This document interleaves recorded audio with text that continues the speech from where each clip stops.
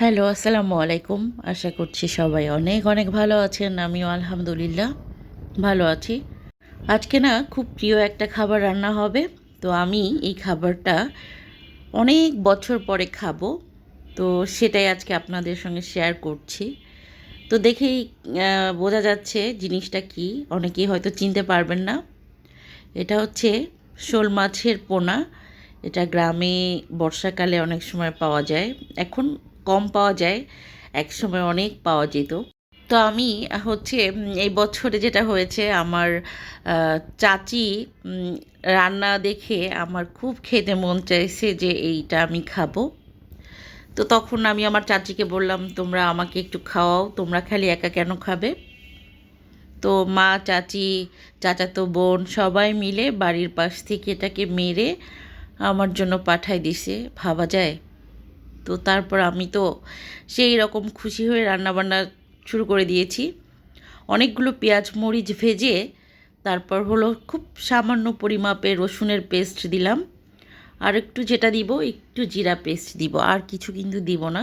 তো আমি একটু ডিফারেন্টভাবেই রান্না করছি, কারণ হচ্ছে শোলের পোনাগুলো না একটু ছোট, আর একটু বড় হলে ভালো হতো। কিন্তু সমস্যা হচ্ছে যে একটু সাইজে ছোট এবং পরিমাপে কম। তো যাই হোক, আমি আমার স্টাইলে রান্না করলাম, যে এত ছোট জিনিস ভাজলে দেখা যাবে না আর। তো আমি মরিচ পেঁয়াজগুলো ভেজে নিয়েছিলাম, এরপর হলো রসুনের পেস্ট আর জিরা পেস্ট দিয়ে আর একটু ভেজে নিচ্ছি।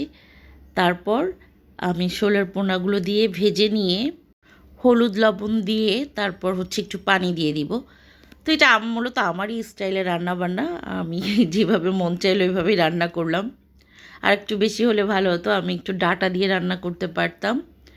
এই খাবারটা না একসময় আমার দাদি খুব খেতেন।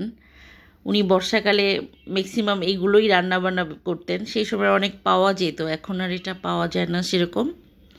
দাদি করতো কি, বাড়ির আশপাশ থেকে এই শোলের পোনাগুলো ধরে একটু ডাঁটা তুলে, তার সবজি বাগানে অনেক ডাঁটা থাকতো বর্ষাকালে, তো একটু ডাঁটা তুলে নিয়ে এটা দিয়ে চচ্চড়ি করতো হাতে মেখে।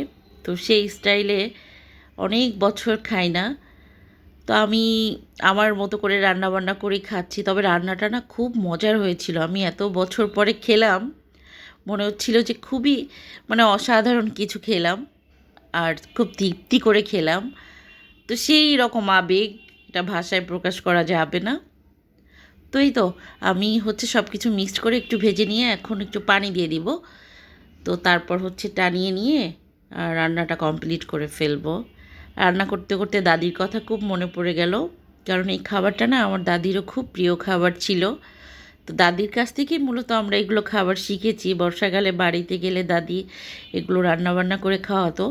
আমার বাবাও খুব পছন্দ করতো।